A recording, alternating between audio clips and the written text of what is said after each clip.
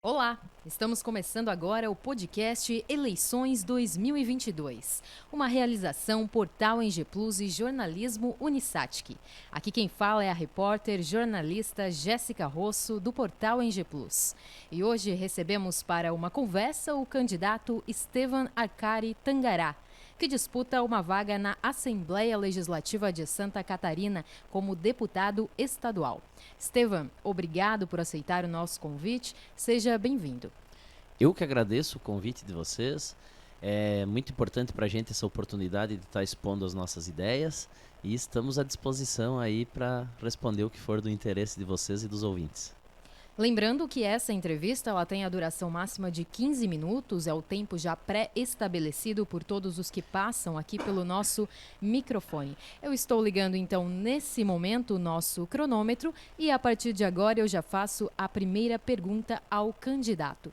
Estevan, por que concorrer a deputado estadual? Bom, então isso vem da minha trajetória. Eu nasci numa propriedade rural no interior de Tangará, no meio oeste de Santa Catarina, onde a minha família trabalhava principalmente com uva e vinho e com algumas outras culturas. Plantava milho, criava porco. E eu saí de Tangará aos 14 anos, fui estudar enologia em Bento Gonçalves, para trabalhar com vinho, né? E aos 21 anos eu vim para Uruçanga trabalhar na Epagre no projeto dos Vales da Uva Guete. E fazem 6 anos que eu moro em Içara, casei com uma içarense, professora em Içara, e eu moro em Içara e trabalho em Uruçanga. Nesse tempo eu sempre me envolvi com os assuntos coletivos, os assuntos da comunidade, os assuntos do grupo, desde a escola, no movimento estudantil, a gente participava de uma cooperativa da escola que mantinha uma lanchonete, que tinha um movimento, inclusive, econômico dentro da escola agrotécnica. Depois, em Uruçanga, eu participei da política partidária. Lá atrás, lá em Tangará, minha família já tinha participação política também. Em Uruçanga, eu participei colaborando, não como candidato, colaborando das eleições municipais, das eleições estaduais, eleição de cooperativa. Sempre a gente tentando propor alguma coisa interessante. E chegou um momento que eu levei meio que uma enjoada assim, da política partidária, da política eleitoral. E eu resolvi sair, parar com isso, ficar em casa, cuidar da minha vida. E nesse tempo eu vinha recebendo um convite de um, convite de outro. Entra no nosso projeto, vem para o nosso partido, vamos fundar o partido tal, vamos fazer um outro partido. Vamos... E eu sempre recusando. Agora não quero, agora quero cuidar da minha vida, estou tranquilo. Quero ficar livre para apoiar qualquer projeto político que eu achar interessante. E apareceu, assim, eu já acompanhava desde antes da fundação do partido, acompanhava de longe, que era uma coisa assim um pouco distante, o Partido Novo. E o Partido Novo com suas regras, né, que ele não usa fundo partidário, não usa fundo eleitoral, se mantém apenas da contribuição dos filiados. Então todo filiado tem que pagar mensalmente uma contribuição de 30 e poucos reais para ajudar a manter o partido.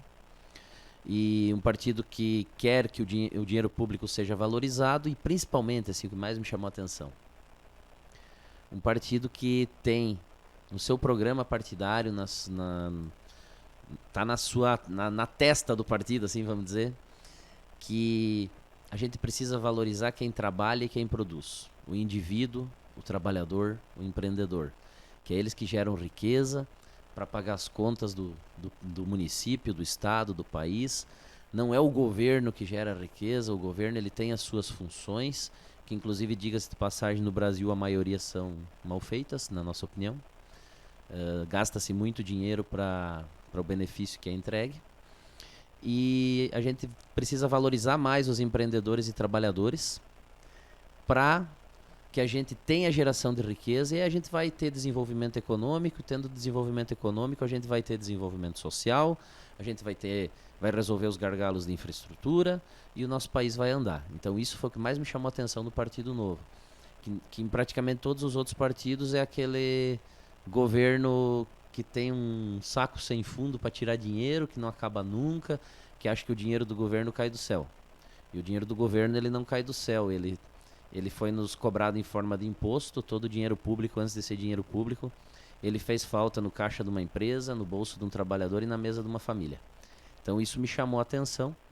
Aí eu entrei no Partido Novo e o Partido Novo abriu o processo seletivo para candidatos.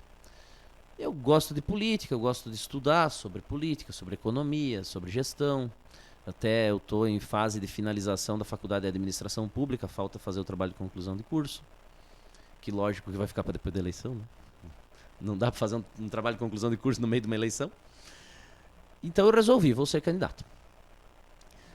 Fiz o processo seletivo, passei e sou candidato com a bandeira do desenvolvimento econômico, da inovação, da tecnologia, do ensino técnico, para valorizar quem trabalha, quem produz e a gente ter um setor produtivo que possa andar com o governo enchendo menos o saco com burocracia. Aproveitando que você já está falando a respeito das bandeiras, né? Fala um pouco mais, né? Detalha um pouco mais a respeito dessas bandeiras que você defende, candidato. Então, eu trabalho na Epagre e eu venho da agricultura e da agroindústria. Então a gente trabalhava com uva e com vinho, né? Que é agricultura e indústria. Tenho uma certa experiência no comércio e trabalho na Epagre, que é setor público. Então eu tenho uma experiência no setor público, no setor privado, em várias áreas. E eu levo a bandeira do desenvolvimento econômico. E eu acho que o desenvolvimento econômico ele precisa de menos burocracia. No Brasil a gente acha que tudo que é burocracia é importante. Ah, mas tem uma coisa, mas atrapalha o produtor. Mas é importante.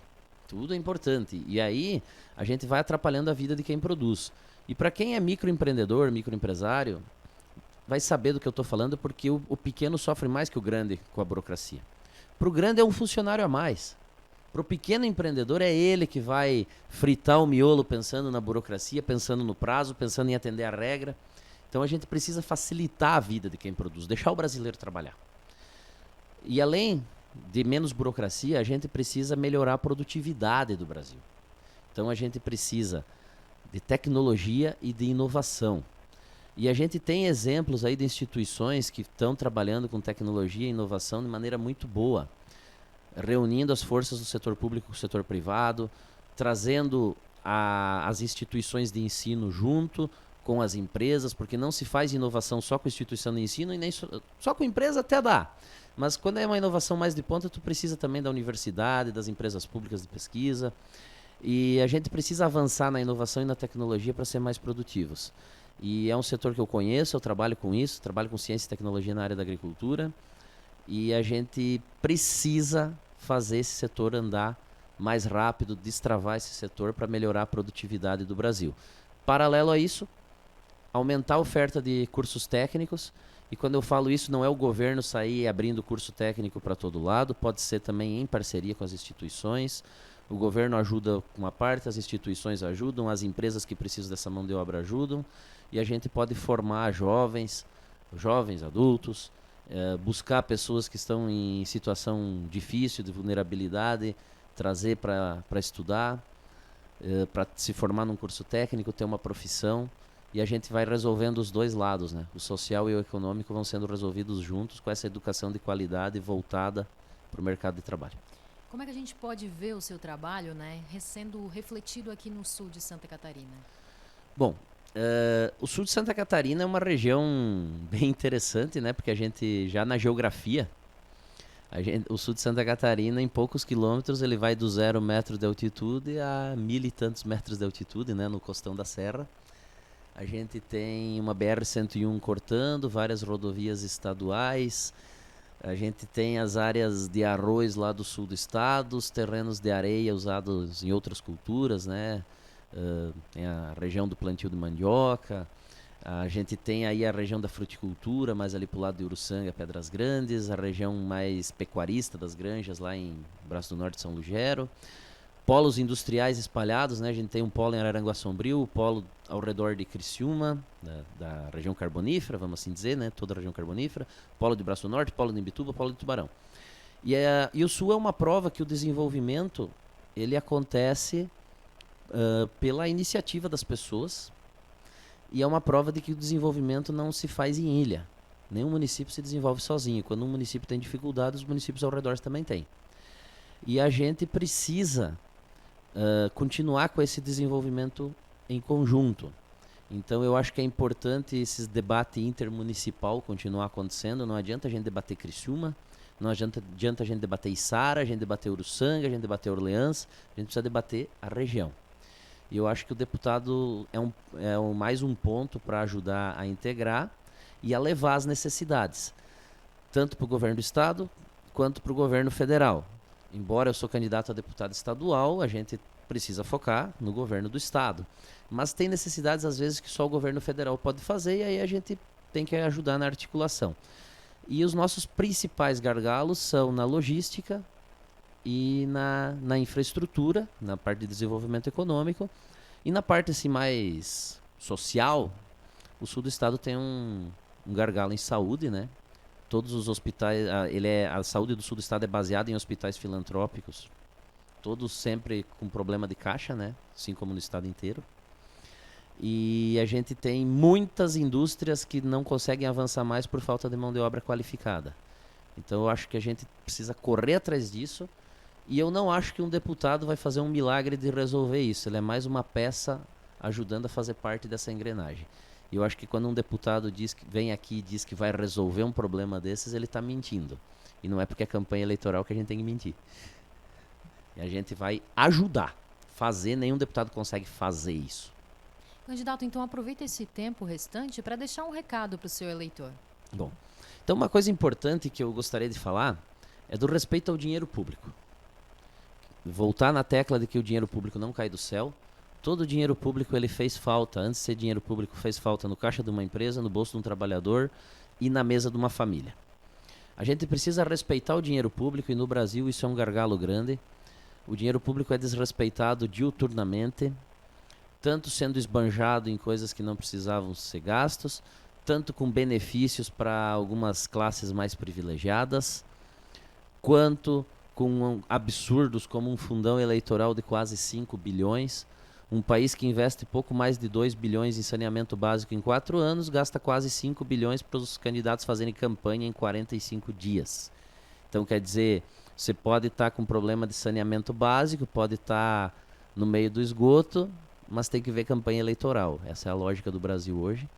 Então, a gente precisa de candidatos que tenham essa consciência de que a gente tem muita coisa para fazer, as necessidades são ilimitadas, mas os recursos são limitados. Isso é uma lei da economia.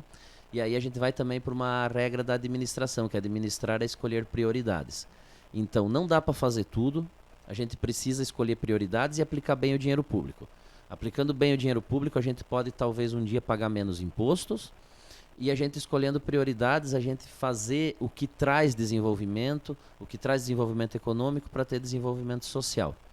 Então, não adianta um candidato falar dos problemas da região, falar das possíveis soluções, se ele não tiver consciência que o dinheiro público precisa ser gasto da maneira adequada.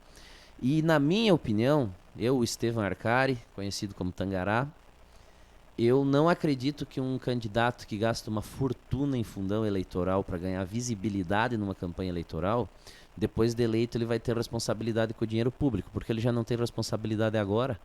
E basta olhar ali o portal do Tribunal Eleitoral, o Divulga Cande, clicar no nome dos candidatos e a gente vê quem gasta fortunas em fundão eleitoral e quem faz uma campanha mais econômica, realista, dentro da realidade do Brasil. E é importante fazer essa ligação, porque não existe uma pessoa que esbanja na campanha e economiza no mandato. Quem esbanja no mandato, na campanha, vai esbanjar no mandato e não vai respeitar o dinheiro público. Eu gostaria muito que o eleitor fizesse essa relação. Tá certo, candidato. Agradecemos novamente a sua presença no podcast Eleições 2022, uma produção em parceria com o portal NG Plus e Jornalismo Unisatic, que tem a supervisão da coordenadora de jornalismo do portal NG Plus, Amanda Ludwig, em parceria com a coordenadora do curso de jornalismo Unisatic, Karina Farias. Aos nossos ouvintes, obrigado por nos acompanhar até aqui e até a próxima.